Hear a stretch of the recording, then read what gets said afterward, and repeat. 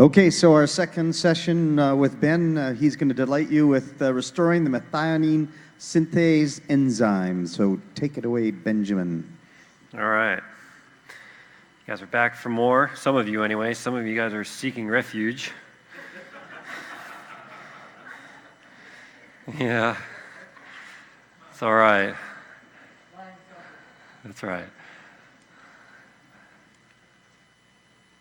I'm always going to go back to this. It's the fundamentals. It's the foundation. I mean, if you guys are doing the fundamentals and the foundation of your patient, you're reducing the burden of the processed foods, the nutrient deficiencies, the nutrient excesses. I had this guy send me his, he did a methylation profile, which I'll show you guys later. It's not his, but it's doctor's data, does a methylation test, and I interpret it for him. I say, you know, your methylation is a bit tasked right now. I think you need some more methyl support because it's right at the 50th percentile. And he wrote back and he was livid. He goes, what do you mean? It's right there in the middle. And I said, well, yeah, we want to optimize you. It's not working as well as it should because of this and this and this. And he sent me a supplement list. The guy was taking 6 milligrams of B12, 15 milligrams of methylfolate, 10 grams of choline, 200 milligrams of P5P. I mean, and he was complaining of muscle soreness. And I said, yeah, I bet. So I said, stop everything and go talk with your doctor and get this done. So that was a key situation of nutrient excess. And these people, they see themselves having methylation defects in their genes, or they do the 23andMe or their SpectraTils test. And the first thing that they do, or the doctor does, is they give them Deplin, which is 7.5 milligrams of methylfolate or 15 milligrams of methylfolate or whatever, and they take massive amounts of these nutrients, and it causes massive problems. So nutrient excesses can be just as bad or even worse than nutrient deficiency. And pathogens, molds, microbes, yeast, I mean, molds are a really big deal. Hypoxia, not breathing, and so on. So you guys have this slide, you can read it, but I'm all about the epigenetics of the patient. So nitrous oxide. So how do you best eliminate the side effects? Well, you don't use it. Okay? That's the easiest. Don't use it. So this is off some dentist's website. Is this one of yours, by the way? I have no idea. I purposely cut off the source of this because I didn't want to irritate the dentist. But basically he's talking about the dangers of nitrous oxide, and I thought that was really cool. So it's a good idea to show the world that you are now well versed in MTHFR and nitrous oxide dangers, and that you're aware of it and you're willing to sit down with the patient and do a consultation. Or if you have a very good article, you can just refer them to your article so you don't have to sit there like a broken record over and over again. You can shoot a 5-minute video and you can discuss nitrous oxide.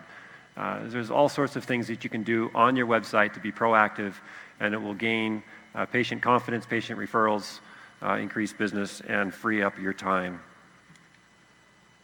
So alternatives. If nitrous oxide is an anxiolytic, then what you do is you look for other things that are anxiolytics, right? I mean, reduce anxiety as much as you can in your patient. So get a flat screen on the ceiling.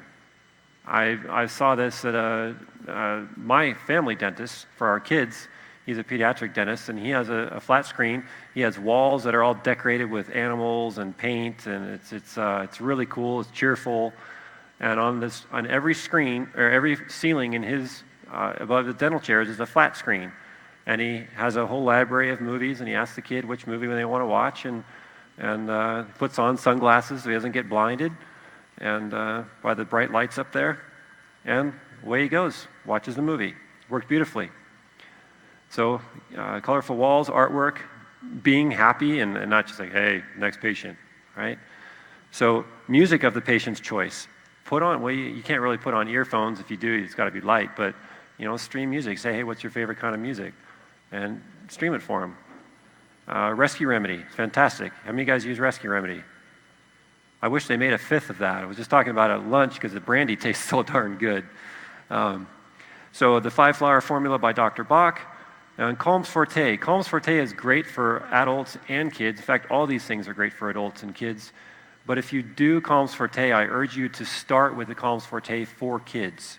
There's Calms Forte, and there's Calms Forte for kids. Now, it is a kind of a, it's not a homeopathic, it's a cell salt, I believe. And there are differences. So, but the adult is pretty potent. It can make them pretty out of it. So I would try the Conforté for kids first. And that could be a good pre-op situation. You can put on your website this list of things and then say, oh, I have this at home. And you can figure out the favorite movies and so on, and your patient can bring their favorite movie. Squishy balls, sit there and squish it and get a high dose of phthalates, by those rubberized balls. It's really useful. Prize afterwards, giving toys, not high phthalate toys, but useful things. Story, have your parents sit there and read it, if that's okay with you guys. Sometimes it's not good to have a parent in the room because they can bug you. Be friendly. Show them that you're friendly. Show pictures of you with your kid. So some of these kids or even adults think that you're just some mean dentist who lives by yourself under a rock, right? So show them that you actually have a family and that you're loved, and they can relate to that. Having a fantastic staff. If you have an ogre as a front desk reception, that's an issue. So make sure you get somebody really good on the phones too. They're the face of your company. You could be the best dentist in the world, but if your receptionist sucks, you guys are in trouble. Protein breakfast.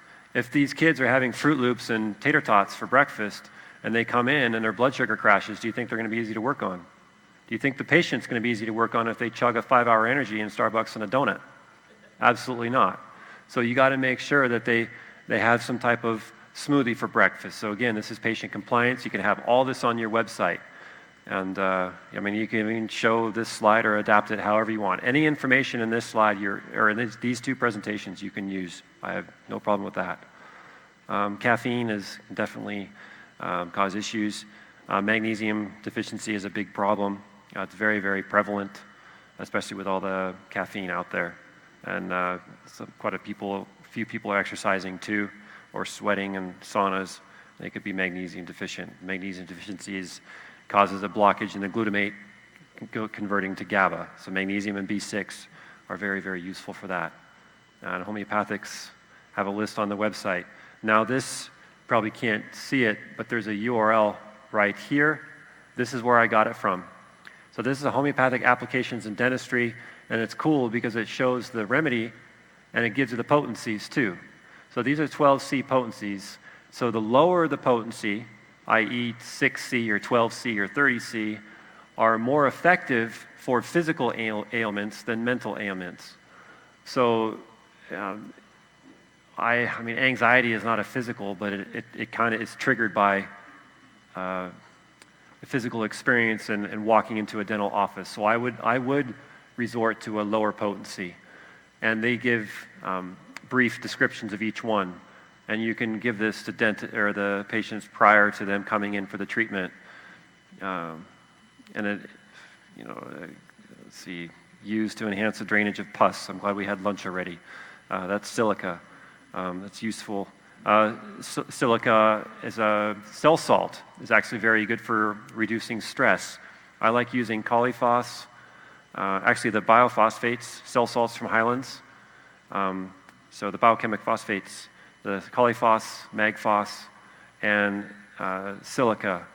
I use all of those as cell salts, and I'll put them in a liter of water bottle. Actually, I drank those all while I took my board exam at Bastyr.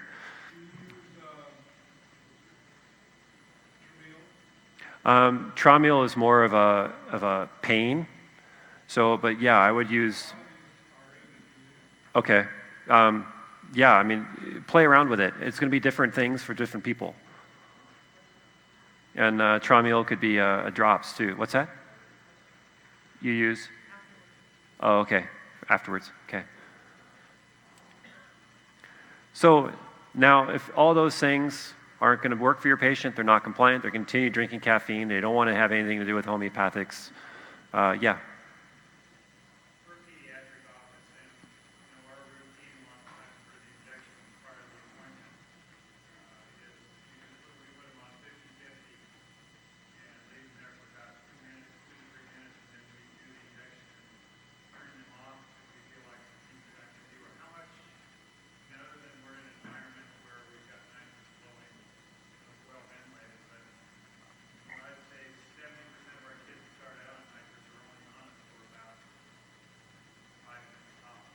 Okay, at a 50-50? Okay. Okay.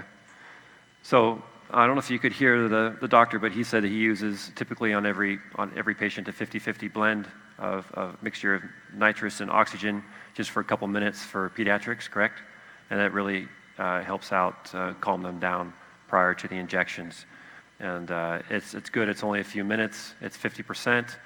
I haven't seen research on that, but I mean, you are only inhibiting the methionine synthase pathway by a few minutes, which is great. I still think with the susceptible population, if we're proactive in certain areas here, we can make it insignificant. I mean, I applaud you for that. I think that's fantastic. But I still think that we can take it a step further and restore their oxidized cobalamins. So in the event that you have to use nitrous oxide, this is what you do. So obviously, inspect your equipment, get it inspected, use the least amount as possible, use intermittently if you can. So you can turn it on for a few minutes, and the kid or the patient is snoozing and they're chilling out. You turn it off at that point, and they can start getting awake and a little bit uneasy to work with. You can turn it on again. So you can just keep the oxygen and the mask on. You could just turn on the nitrous at 50%, and after a couple minutes you turn it off. You keep the mask on them. You're pumping the oxygen, and you're working with them. And if you start seeing restless, turn it on again just for a couple minutes. You don't have it on continuous, just off and on if needed. So evaluating your patients. So as you saw all in the previous slides, we talked a lot about the things which can impede methylation, and that's including nutrients, deficiencies, oxidative stress, pathogens, cytokines, heavy metals. All these things can contribute to methylation issues. And a lot of kids have methylation issues because they're growing so rapidly that they're burning through these nutrients, and they're probably feasting on sugar, so they're possible yeast overgrowth, that they have already amalgams in their mouth and they have mercury in there, and so on. So their methylation might be compromised to some extent. And just keep in mind that your perception of the environment and your interaction in the environment is constantly changing. So there might be a moment where your methylation is cruising along very, very well. So you say you had dinner last night. You ate all that protein, you got your B12, you had your veggies, you got your methylfolate, you supported all that methylation. Then you went to the pub, right, and had a couple drinks.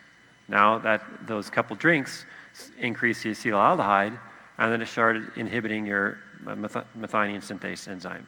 So that your body processed that, and then you were up, you went to some disco, and some guy bumped into you and he pissed you off, so your cortisol secreted, right? So there's these situational things which your methylation, just think of it as it's constantly adapting to wherever situation you're in, okay?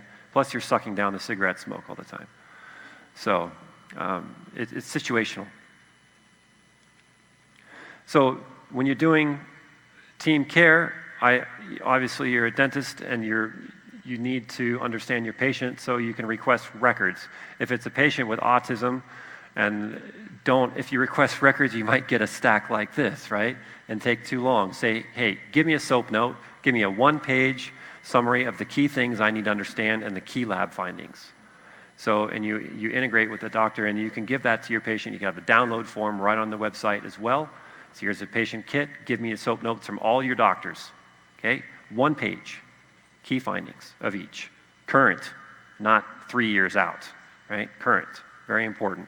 I mean, I've had charts, like 5 charts on one patient, and it was ridiculous that they gave me all that data. It was all old and irrelevant. Current meds, if you ask for current meds, always ask for over-the-counter, right? And supplements. Supplements can be just as harmful as the meds. All the diagnoses and all the symptoms. So if you just ask for the current diagnosis, how many times is the prescribing doctor or the main doctor incorrect in the diagnosis? Multiple times. So every time I had a patient come in and see me with their diagnosis, I didn't give a damn what that diagnosis was. I talked to the patient myself, and I figured it out. And if I agreed, fine. If I didn't agree, then I would get on the phone and talk with that doctor. Sometimes it went well, sometimes it didn't. especially as a naturopath. Conditions. So pregnancy, I mean, it's kind of weird to call it a condition, but it is a condition. Inflammatory bowel disorders, and so on. And again, it's a list. This is a reference for you guys. So all these things, children, elderly population, I mean, this is pretty much almost anybody and everybody that comes in your clinic, okay? And I'm not doing this to boost my business or what have you. Again, I'm all about optimizing the patient. That's what I do. Actually, my passion in what I do is to reduce the incidence of disease in unborn children. So if my passion is to reduce the incidence of disease in unborn children, then I need to optimize the parent who might have children later in life, or it might be to optimize that child right now so they can grow up and be a healthy adult, so they can go and reproduce and have healthy children. So it's very important that we do that, because you can't get more preventative than improving the health of the unborn child. So we talked about this as well already in the previous things, and all these things are on that methylation cycle planner. All these things are listed, and there's some things that aren't. So these glutathione polymorphisms or deletions can cause issues, and there's SODs. I mean, it can go on and on and on, and I'm not going to do that to you guys because it's not relevant. It is relevant, but it's beyond the scope of you guys' profession. So you need to find a good doctor to work with your patients. So basically, just support the pathway. What's affected? Remember, it's increasing. Nitrous oxide is going to increase cobalamin 2, and it's going to increase hydrogen peroxide. So what do you do? Well, we've already done that. So what do you do? You guys got all this down, right? I mean, it's been pounded in your head that nitrous oxide is going to increase cobalamin 2, correct? It's going to increase your hydrogen peroxide, and in the absence of glutathione and other things, that's going to inhibit the methionine synthase, right? To some degree, depending on the patient, correct? Okay. So if it does that, what type of cobalamins do you use? Do you use cyano? Do you use hydroxo? Do you use adenosine? Do you use methyl? Which one? So Dr. Deeth, once again, did the homework for me and for all of us, and he looked at the effect of hydroxycobalamin on methionine synthase after giving nitrous oxide exposed to rats. Okay, and I don't know the percentage of nitrous oxide that he used, but regardless, you can see here that here's the control in the clear rectangles, and nitrous oxide this is the control level of nitrous oxide. Okay, here's the activity. Geez, slow down. Here's the activity of methionine synthase. Okay, so now in the control, now you give them nitrous oxide, boom, it's low. There's basically no activity left in all of these. Okay, there's barely any activity left after giving nitrous oxide when giving hydroxycobalamin. You give methylcobalamin, here's methionine synthase activity prior to giving nitrous, and after giving nitrous with methylcobalamin, there's still activity. Why is that? Methylcobalamin, it bypasses the block, right? So you go around the problem. If there's a bump in the road and it's huge and it's going to swallow up your car, you drive around the sucker and you keep going, right? So that's all you do. You give methylcobalamin. Hydroxo, it actually shouldn't be hydroxy, it should be hydroxo, but anyway, hydroxycobalamin has to be methylated. But in order to be methylated, it has to go here. And if glutathione is deficient, SAM, B2 or B3 is deficient, then you're not going to get methylated cobalamin, right? So you go around it. It's that simple. The problem is a lot of the population is deficient in methylcobalamin, so you need to give it. Is cyanocobalamin okay? I doubt it, because cyanocobalamin has to be methylated as well, and then the cyanide that's binding to the cobalamin also has to be methylated to making it inert and out of the body. Now, should we use folic acid? Should we use folic acid? No, I'm the MTHFR guy, right? It's a big no. It's a big no-no. In fact, I'm going to be starting a new website probably in the next few months, folicacid.org. I'm going to beat the hell out of it.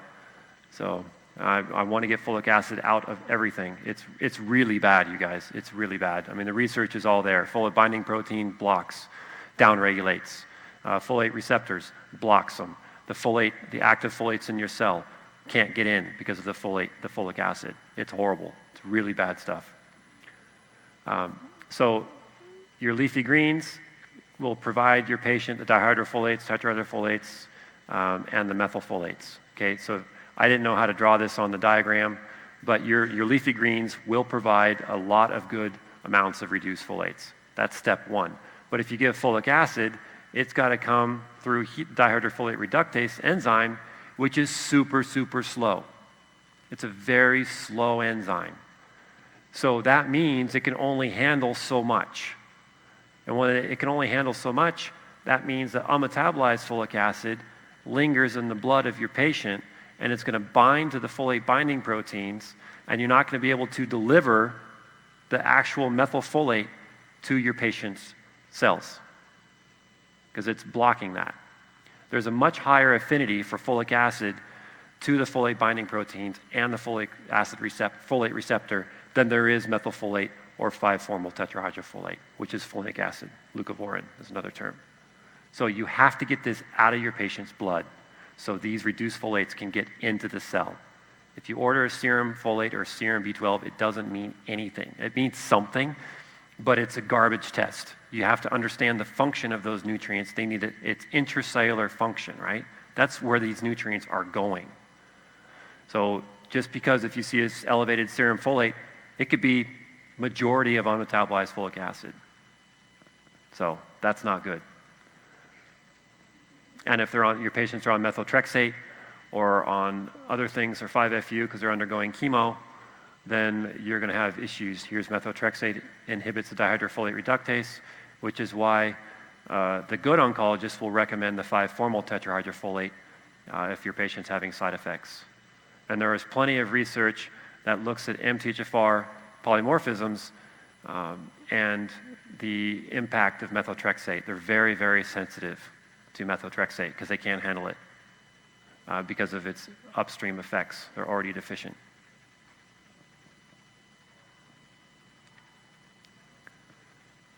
So, and this is a really good paper that shows the impact of intracellular function. So while folic acid in all these research papers shows how it can reduce homocysteine, yeah, that's fine, in the blood, but it's not reducing it inside the cell. It's not reducing intracellular homocysteine.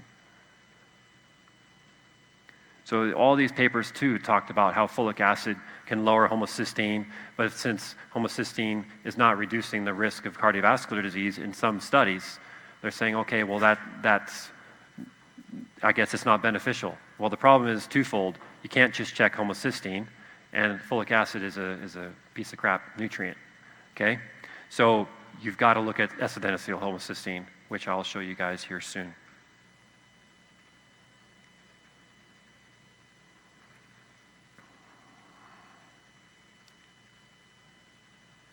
So pre-op. So before you do any work on your patient, you update your website with this new information, and you can consolidate it, and you can do all that. So you can give them some liposomal glutathione.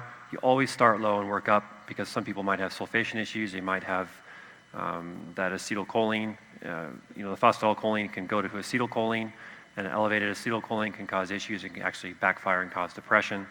Has anybody seen depression from giving phosphatidylcholine in your patient? Raise your hands. No? Okay, right. It can happen. I've seen it, and that's because of low serotonin. Okay, they compete. Acetylcholine, if there's a difference in acetylcholine and serotonin, you can get depression. So you have to make sure that there's adequate serotonin levels in your patient. So if you ever start using liposomal products or phosphatidylcholine and your patient starts complaining of depression, you just say, oh, okay, well, take 5-HTP or eat some more tryptophan-containing foods. So you start low with liposomal glutathione, you work up, start slowly, and you can even go topically if needing to, if they're super sensitive. If before you give liposomal glutathione, you can ask, can you tolerate wine? If they don't drink wine, then you say, okay, well, how do you handle dried fruits or sulfite-containing foods? Then you can figure it out. Molybdenum given as needed. And I say molybdenum given as needed because if you take molybdenum too much, you can increase uric acid levels. So it's all about balance. Imagine a bell-shaped curve, right? So down here is bad, over here is bad. So we're looking to optimize, which is the top of that bell-shaped curve. If they're sensitive to sulfites or molybdenum is low, you work them up, you get them here. So you pulse it. I'm all about pulsing nutrients. I might give liposomal glutathione a few times a week. So yesterday I was at supply side, and there was new carpet, and it was just horrible. So I was taking quite a bit of glutathione yesterday to get rid of all those solvents and formaldehyde from the carpets. So, but otherwise, I might just take it once a week. So use only as needed. Liposomal vitamin C, the same thing. I mix the two because liposomal glutathione tastes like sulfur, stinky eggs. It's horrible. B12 as methylcobalamin with methylfolate I use because we need those two, right, to support methionine synthase. And again, you start low and you work up. These are very, very powerful nutrients. If these two nutrients, methylcobalamin and methylfolate, are utilized to support methionine synthase to make SAM, and SAM is only second in the body in terms of the number and functions it does compared to ATP. It's pretty powerful nutrients, right? So careful. Question is, where do you get the lozenges? It's a conflict of interest. Sorry. Ask me after, or anyway, moving on. And you can do pills, you can do IVs. The problem with pills and IVs, what happens when you swallow them? What happens if you do the injection? You can't regulate. It's too late. So if you do take a pill of methylfolate and methylcobalamin, the number one read article on mthfr.net is methylfolate side effects. And there are numerous reasons for methylfolate side effects, and I've been researching hard and trying to figure out why this is. There's multiple reasons.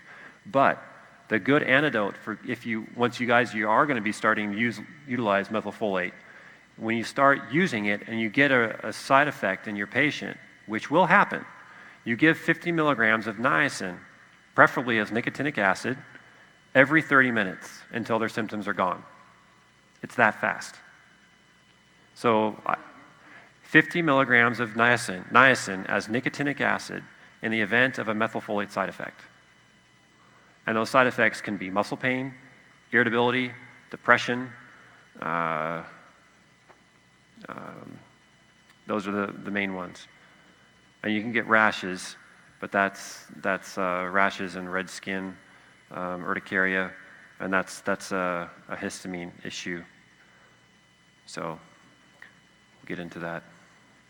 Actually, we won't get into that. But if that happens, you just pull it off of it, stop it for a while.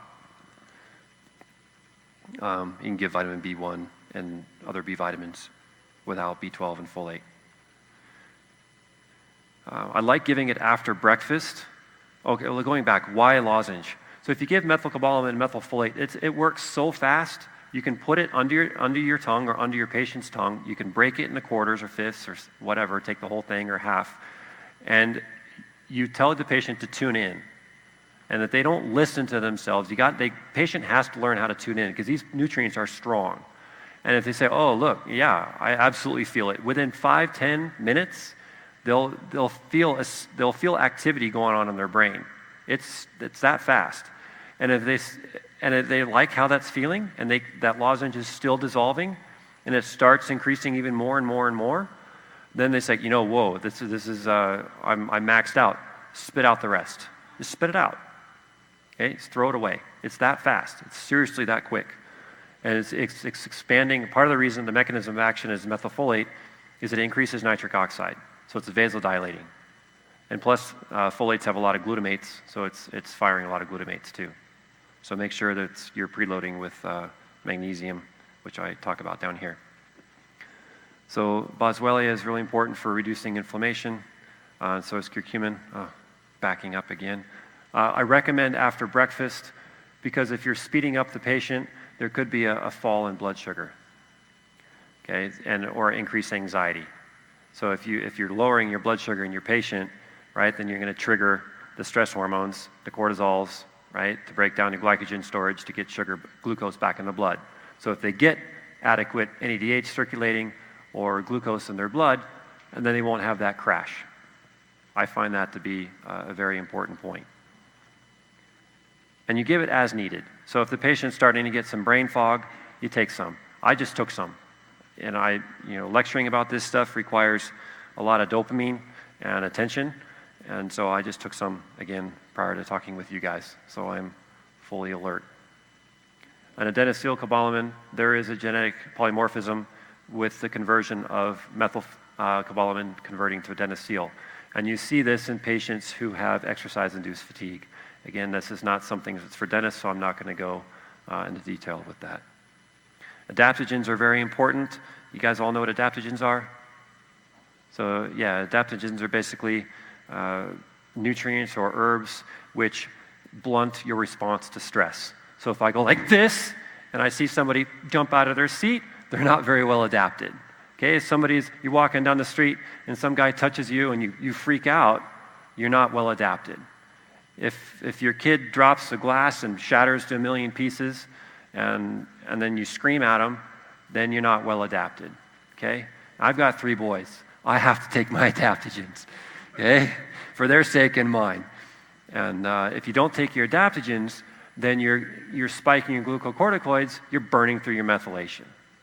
So the whole point of this talk today, 2 talks, is that nitrous oxide burdens your methylation system, right? And going to the dentist is a stressful experience. So giving adaptogens like ashwagandha or eleutherococcus or wild oats as avena can be very, very useful in blunting the response stress of your patient. Now, adaptogens are typically slow. You can't give it, not always. Like ashwagandha works really well for my wife. It can be, the action can be quite quick for her. But in some patients, since their adaptogens are typically slow and you give them, they're long-term, they're tonifying. So tonifying herbs you have to give long-term typically. Magnesium is fantastic, and mineral multivitamin is important as well. And this is why. I mean, they're all here, right? So if you don't have these on board and you're blocking this, even for a period of time, then all this gets shut down. So just got to make sure that the patient has all these different backup routes ready to roll. And the cool thing is, too, is not only are you doing this, but your patient's depression might go away. Their anxiety might go away. They might start sleeping again. Not only are you fixing their teeth, using fantastic methods, but you start providing them methylfolate and say, God, doc, not only my teeth feel great, I can eat now, but I'm sleeping better. I'm having great relationships again. My relationships with my wife have gotten much better. Seriously, you're gonna hear this. And this stuff works fast. That's the other cool thing. So glutathione key points. So here's adenosylcobalamin. So when you guys order methylmalonic acid, this is what happens. So if you give methylcobalamin and it's still not going away, it's because adenosylcobalamin is needed to actually break down MMA. So there it is in the biochemistry. That's just where it is. Now, here's your glutathione, right? Glutathione, you give glutathione, and as it accumulates in the body, it causes negative feedback. Why is that? As your patient consumes sulfur-containing supplements or foods, eggs, broccoli, cauliflower, cabbage, what have you, there's cysteine in all of those. That eggy, sulfury smell is cysteine. Here it is.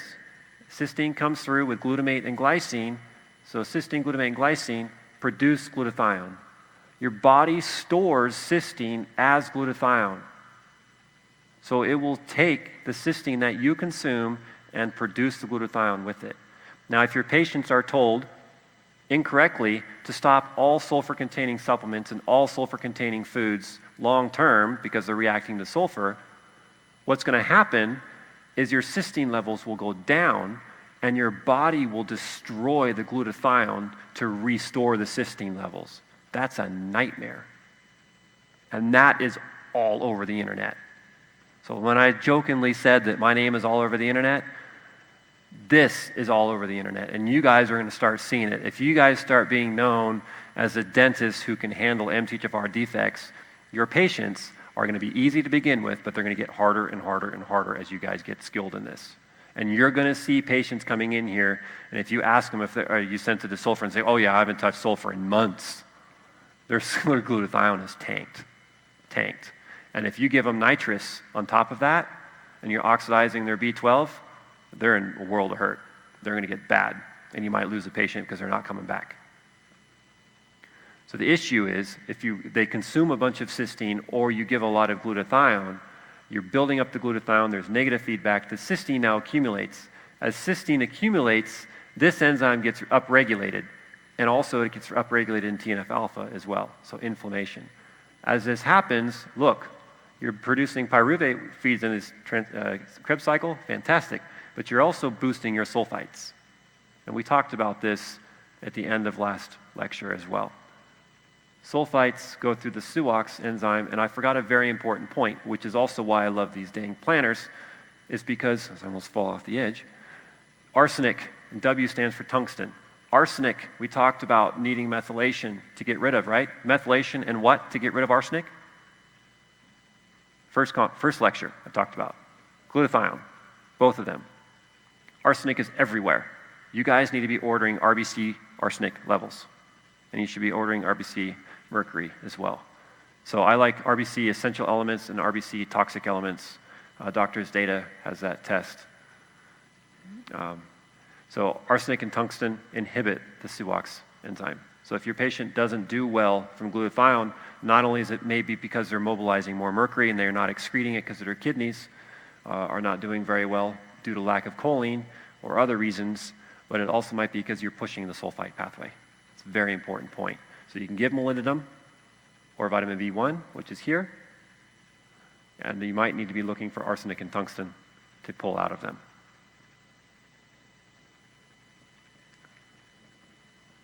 So the morning of and post-op, just have the stuff right there, and you can give them these things immediately, right away.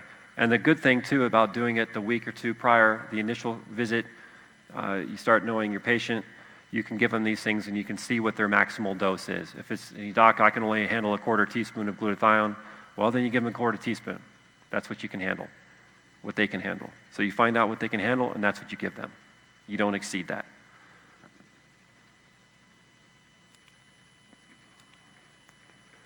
So I'm all about multifaceted, and doctors hate me for this because they want a simple protocol. I've given you a simple protocol, but we have to look at all of these things if we're optimizing the patient, because the patient is not a linear thing. There's not one highway going from, Las Vegas to Seattle. There's multiple routes, and there's multiple backup routes. It's the same thing in your patient's body. So you have to identify and unclog all the different routes so everything flows well. Otherwise, one pathway is going to get inundated, right? So we have to make sure that all the things are clear, and the way to do that is doing all these steps. And I'm not going to sit here and read them all to you, but I will state that this book, even though the name drives me crazy, it's like fingers on chalkboard, Metabolic Makeover, right? It's fantastic. It's very well written by a very respected researcher, and some of the things that he talked about were very, very enlightening for me. And I'm a biochemistry nut. I love it. And some of the things I learned from him were very useful. And the book is very well written. It's easy to learn, and you can have your patients read it too. So I really like that book and recommend it. And not only is it good for, it's about the mitochondria basically. And the mitochondria is super important. And these things are very simple. They're not typical recommendations you would hear from your dentist, but again, you can put them on your website, and I think that would be really cool for you guys to do that. And podcasting, YouTube videos. I mean, if your practice isn't absolutely busy, you guys could be slammed in a few months if you just do a couple of videos or podcasts a week, get them on iTunes, you guys will be so busy. And then you have to hire more. It's a good problem to have. Sauna, I can't recommend it enough. I see there's a sauna out there. The research on sweating, just sweat. If you want to put a bunch of clothes on and go down the street because your patient can't afford a sauna, or they don't have a bath, you can't give them Epsom salts, or they can't tolerate it because of psoriasis or eczema or what have you, just put on a whole bunch of heavy clothes and go for a fast walk. Or put on a whole bunch of blankets on your bed and a waterproof cover so you don't soil the mattress, and sweat all night. Dr. Stephen Jennis out of Canada, he was OB for a long time. He retired because he got sick of delivering messed up children and babies. So he started specializing in environmental medicine. So if you ever have the opportunity to hear Stephen Jennis speak, I highly, highly encourage you to do that. He speaks a lot for ACAM and American Academy of Environmental Medicine. But he's brilliant, brilliant. If you Google his name in PubMed, you also find a lot of his papers. And bottom line is he found one of his papers talks about the mobilization of mercury and heavy metals through sweat, and it didn't matter if it was infrared, sauna, hot bath, or jogging. Didn't matter. You still mobilized the heavy metals, which I felt was pretty cool.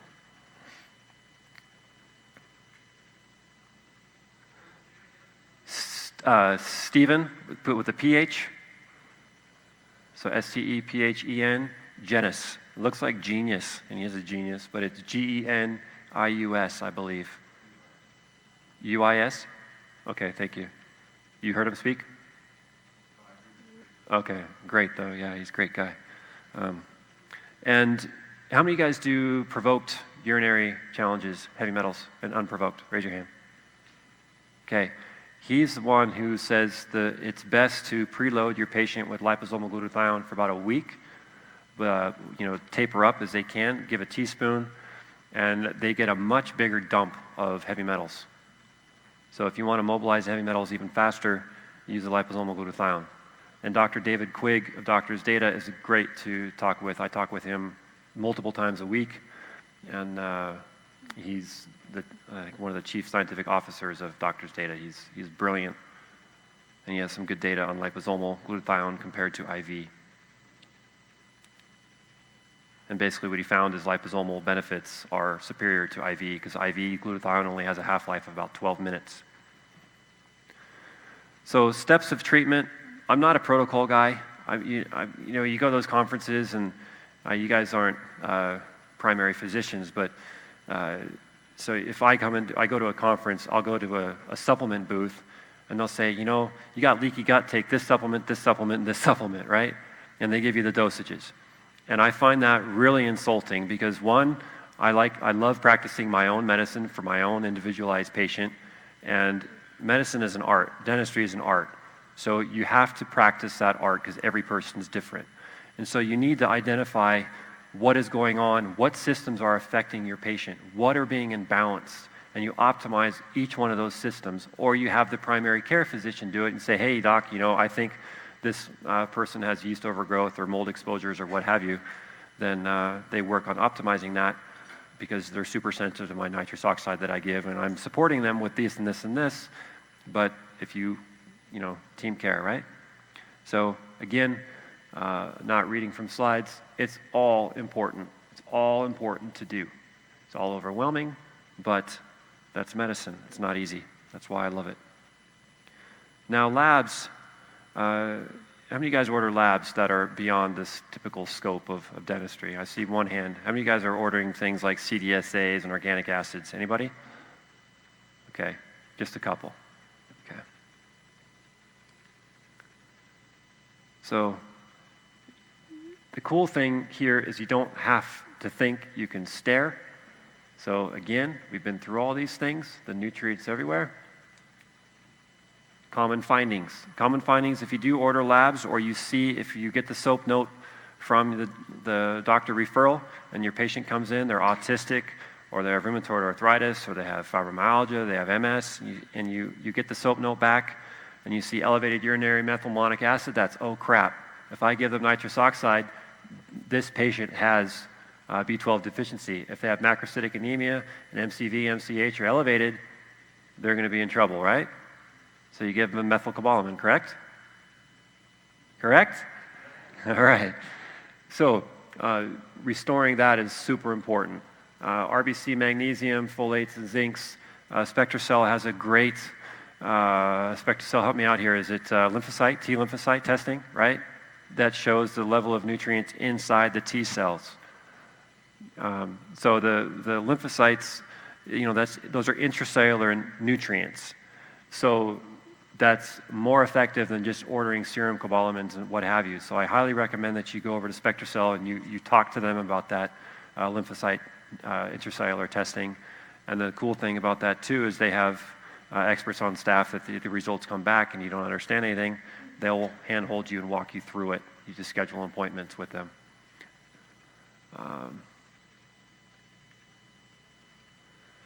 If you see elevated lactates and ammonia on tests, think mitochondrial dysfunction immediately.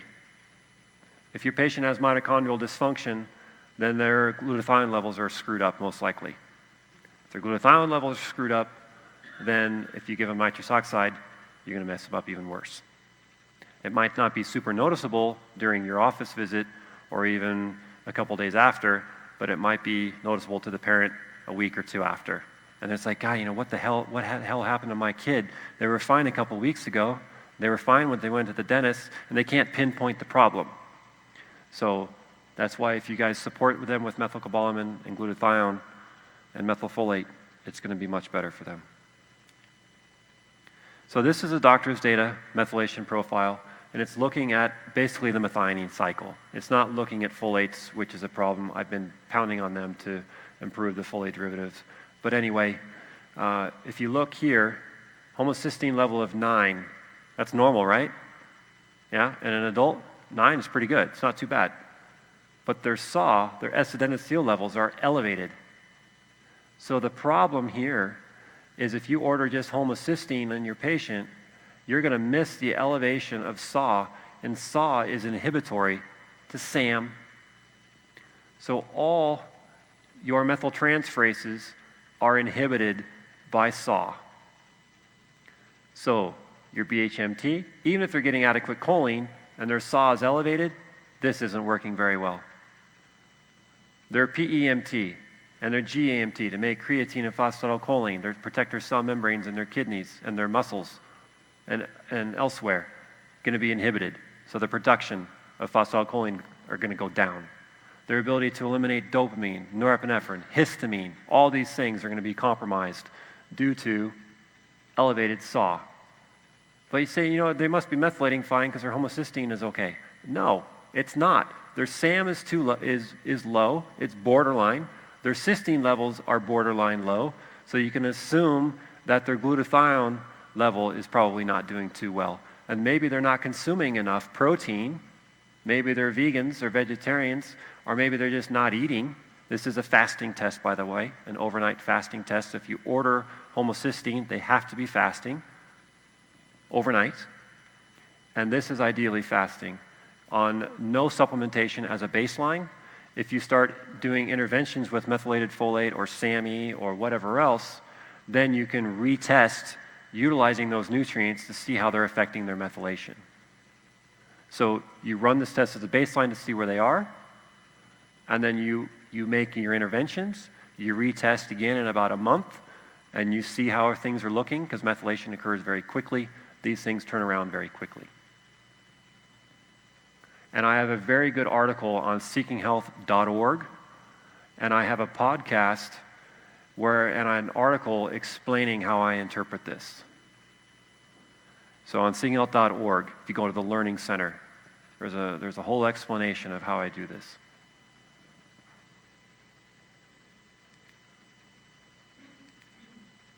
This is a more comprehensive methylation panel through Health Diagnostics Research Institute. And this is a more expensive panel. It's a longer turnaround. The doctor's data panel is pretty quick, which is nice. But this shows you a lot more of what's going on. And again, on the Learning Center and seekinghealth.org, I go into how to interpret this. And it's very useful because you can see all the different derivatives of folates, what's going on. I can tell right here that there is a methionine synthase block right here. And it might be due to low methylfolate, but it also might be other reasons as well. They don't have any B12 on here, which is a problem. There's no perfect test you have to interpret, but I can get a lot determined through this. And glutathione levels, important. Now, some labs will talk about how they just check glutathione levels, and this test will look at the ratio between, not the ratio, but the levels of reduced and oxidized, because if the glutathione levels come in normal or within the range of your normal in your patient, but how much of it is oxidized and how much of it is actually freely available? I don't know, and I don't know the accuracy of this either. So, because you're taking it out as being exposed to oxygen, it's in transit, it could be getting oxidized during transit too. So take this with a grain of salt. Take any lab test with a grain of salt. Nitrotyrosine is superoxide mixed with nitric oxide, which makes peroxynitrate. But you can't measure peroxynitrate because it's super unstable. So they look at how peroxynitrate attacks tyrosine, and that is stable. So that's where they get that. And that's beyond the scope of this talk. So how many patients are coming into you with MTHFR testing or 23andMe testing? Raise your hands. Okay, a few. It's going to happen more and more and more. 23andMe kind of got shut down by the FDA, but MTHFR testing is getting pretty prevalent, and it needs to become more prevalent. So this is what happens when you order your 23andMe test and you get your raw data, and you get these, and it's overwhelming. It's like the Matrix, right? When the guy's staring at that screen on the computer, and you could tell him where the exits are, right? You're staring at this. I can tell what's going on biochemically, potentially, in this patient. So here's your MTHFR variant right here. This patient has a 1298 variant. Now, again, with genetic testing, it's a big can of worms. If you don't know how to interpret this, I wouldn't do it. Because if your patient starts seeing that they have this FUT2 and this COMT, and you don't know what the hell that means, and the patient sees a bunch of red all over all this stuff, it can freak them out, and that's not productive. We don't want to do that. So just start with MTHFR. So just go to SpectraCell, get their MTHFR test, and start with one gene at a time. One gene at a time, and you can do functional testing on them, T lymphocyte testing, or you could do methylation profile testing. Or you can just do the basics. You could even just do simple methylmalonic acid, MCV, MCH, holotranscobalamin.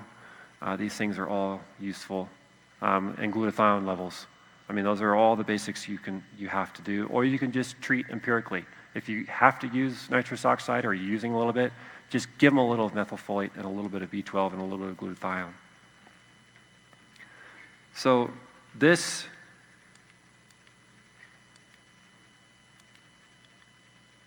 is more of what I do. So remember I talked about how you give nitrous oxide to the patient to relieve anxiety.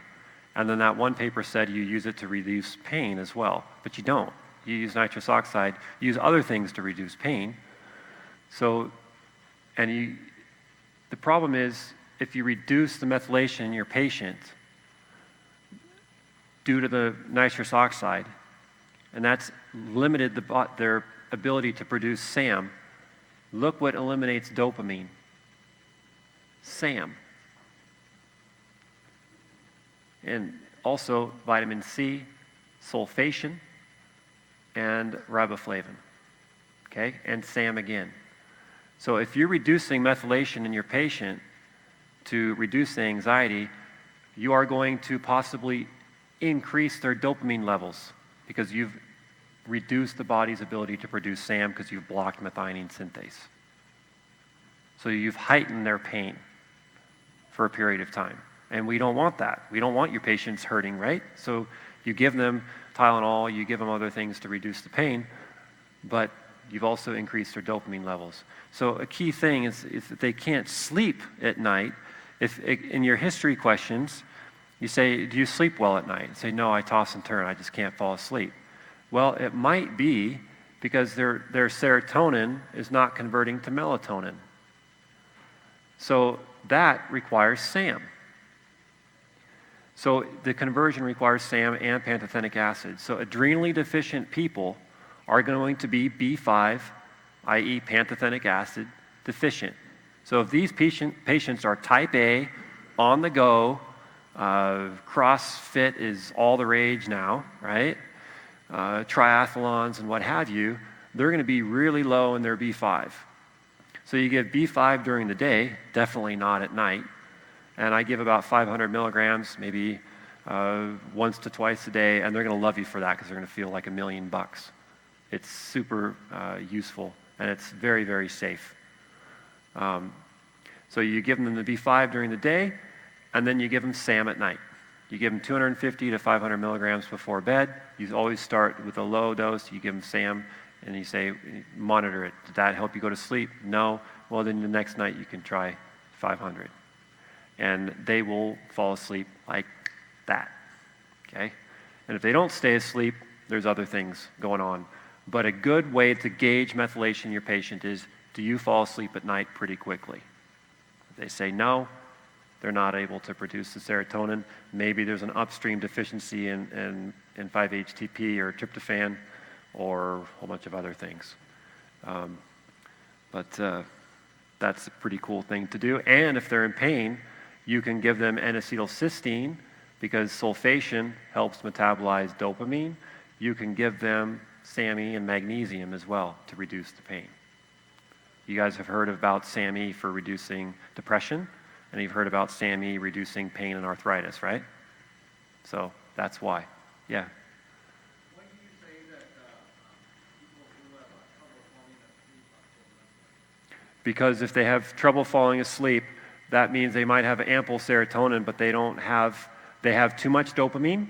They're not burning through the dopamine, and they're not able to make melatonin. So if you have a lot of dopamine is the neurotransmitter that allows us to think and sit here and understand all this. Okay? But you don't want to be thinking when you go to sleep. Racing thoughts and thinking about the next day, worrying about the next day. Norepinephrine. If you see a tiger, that's useful, right? If somebody's chasing you and they want to take something from you, that's useful. But if you're trying to sleep, it's not. So get rid of norepinephrine with SAM. Get rid of epinephrine with SAM. You give SAMe, you deplete all that. You're thinking the ongoing thoughts are going to be diminished. And at the same time, you're going to sleep because you're making your melatonin. Okay? So if you didn't learn anything about nitrous oxide, at least you'll have a good night's sleep, right? So, and the cool thing about these things is it affects so much. Because if you support somebody's methylation, you'll support their cell membranes, you'll support their detoxification, you'll support their thinking, their sleep, their level of fitness, their weight, their skin. I mean, it's so important. It's everywhere. Their cardiovascular health, their infertility. I mean, it's their cancer risk. It's all there. I gave a presentation to the Cancer Treatment Centers of America last summer, and I thought that they were going to be way ahead of me, and I was preparing like mad for that talk, and I talked about this stuff, about how stress. Well, I don't want to get into it, but anyway. Methylation in cancer is an amazing thing. So you're reducing cancer risk. And this is what it looks like altogether.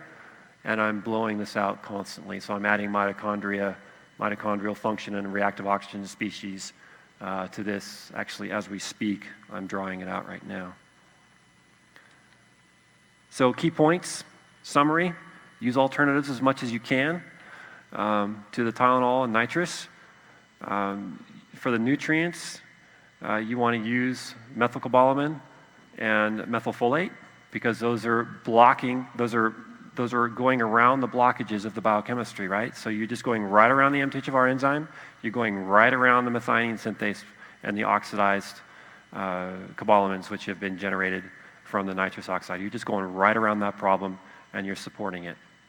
Okay, glutathione as well. So the nitrous oxide is causing a bunch of hydrogen peroxide and superoxide as well. So you can give the glutathione to help regenerate that at the same time. And curcumin and boswellia is important to reduce inflammation because inflammation inhibits the methionine synthase. And let me show you something somewhere. Where is it? I didn't bring this up, but I want to. Okay, I didn't list it here, but I wanted to talk to you about what happens if nitrous oxide inhibits methionine synthase, right? We know that. Get that. TNF-alpha inhibits methionine synthase. I don't have it on this, but it's on the current version. So if TNF-alpha, i.e. inflammation, blocks methionine synthase and the ability to produce SAM, how is that useful? Because TNF-alpha is a promoter of the CBS enzyme. So when your patient is inflamed, it shuts down the methylation because that increases the mitochondrial function. So methylation speeds up mitochondria, and if you speed up mitochondria in times of inflammation, you're going to keep your patient more and more inflamed and cause more destruction. So the body brilliantly upregulates the CBS enzyme, it upregulates the SOD, and it upregulates the glutathione peroxidase. So TNF-alpha promotes your antioxidant systems. Brilliant, beautiful thing. And all these things, I have papers, I have citations for every one of these comments on here. I'm actually writing a book on it. So epigenetic modulation by everything else. And thank you.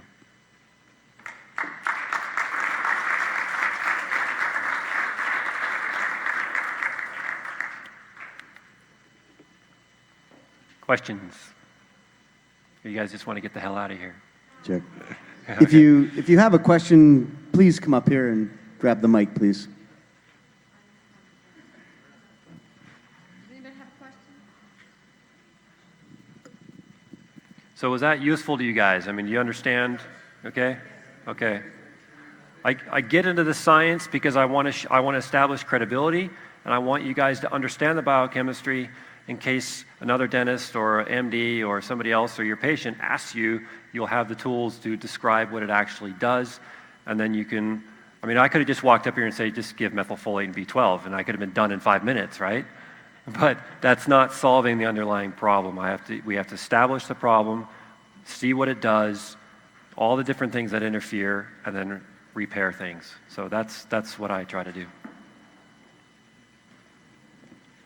Okay, we would like to thank you for taking time out to speak to us. And so I have it's heavy, it's really heavy. Nice, thank you. Okay?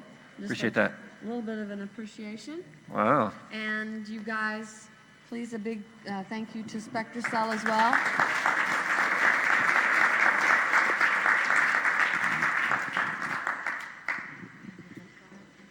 Okay, before I give you the code, just if anybody